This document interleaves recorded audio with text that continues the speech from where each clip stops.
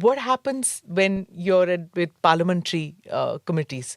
There is the opposition also out there. Parliament or in Parliament. But the parliamentary committees, there are opposition members also, right? The Parliamentary Committee on Foreign Affairs. Oh, okay. Consultative committee. Consultative committee, sure. right? So there are people from the opposition also in that. Sure. So how do you convince them about policy matters?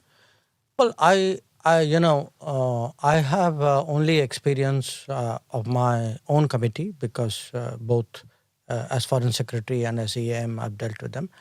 The way I deal with them is we take a subject, we tell them this is the subject. Normally we take something very topical. And then we would have, again, a presenter. Often it would be the Foreign Secretary. Could be some other secretary, normally not. Then I open it and encourage everybody to have their say. And then what would happen is, in some cases, the presenter may respond, but I would, as a minister, respond to every one of the comments which are made by every one of the members.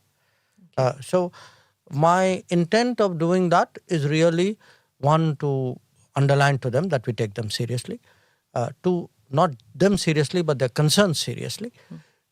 Two, it does help in kind of carrying them along and sometimes in convincing them, though politics is politics, so sometimes whether they're convinced or not, they would not admit it. Rahul Gandhi didn't get convinced by you. In fact, he said that, I think you were, I don't know the exact words, but I think he said that you did not know much about foreign policy matters. You needed to learn a little more. Well, let me put it to you more accurately. This wasn't at a parliamentary committee. In parliamentary committees, we have interacted, but usually what happens in parliamentary committee, I try to keep to myself, so I will not get into it with you either. This, I think, was something he said at some kind of public meeting somewhere.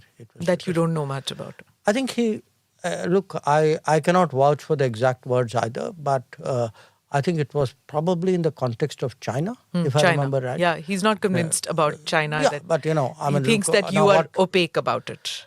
I don't know whether it's opaque or whether, there was a sort of a level of knowledge, understanding. I mean, all I can say in my defense is I have been the longest serving ambassador in China. I have been dealing with a lot of these border issues for a very, very long time.